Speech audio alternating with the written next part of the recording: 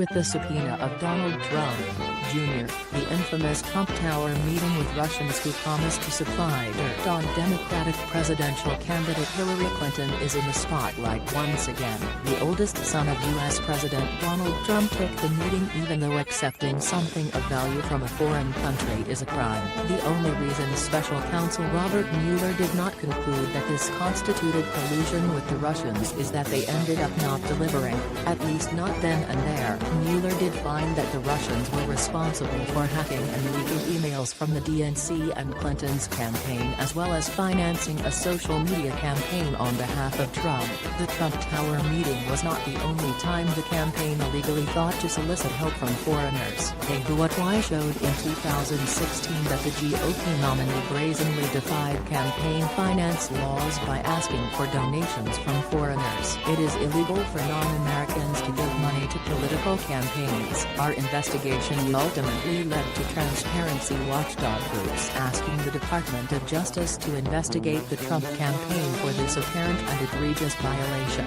A Why investigation has found that Donald Trump continues to solicit donations from foreigners in defiance of U.S. law.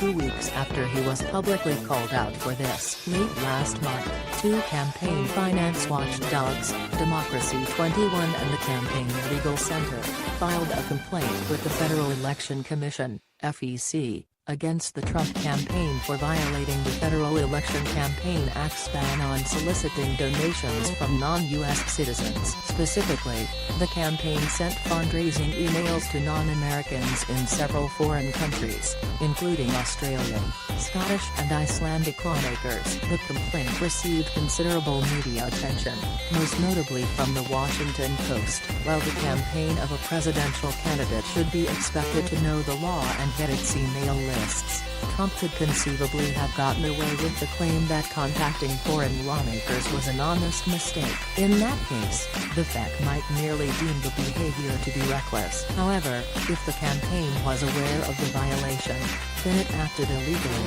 Nothing makes it legal to solicit funds from a foreign national simply because the solicitation was inadvertent. Bradley Smith, professor of law at Capital University Law School, told Why.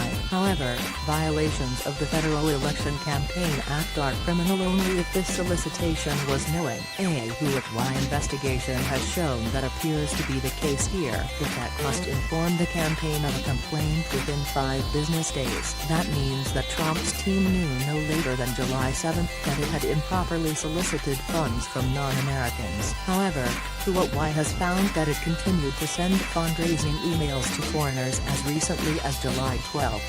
Why has been in contact with 5 foreign lawmakers, who have received at least 7 different solicitations for contributions since the complaint was filed. If they continue to do it after being informed, that would be an even more egregious violation.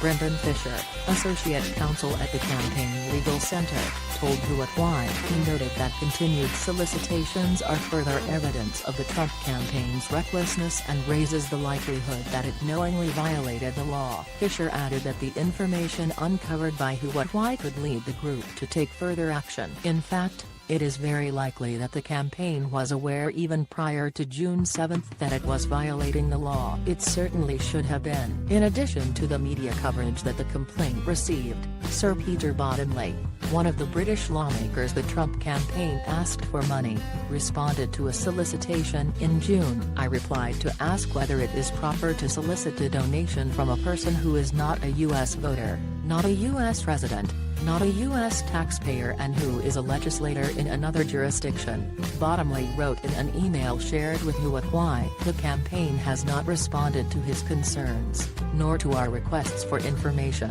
Burying your head in the sand is not a defense. To not know about these scandals as they unfold would represent a total failure of due diligence on behalf of the Trump campaign. Timothy Cooner, associate professor of law at Georgia State University College of Law, told Why. Here are some examples of fundraising emails the Trump campaign has sent to non-Americans living abroad since July 7.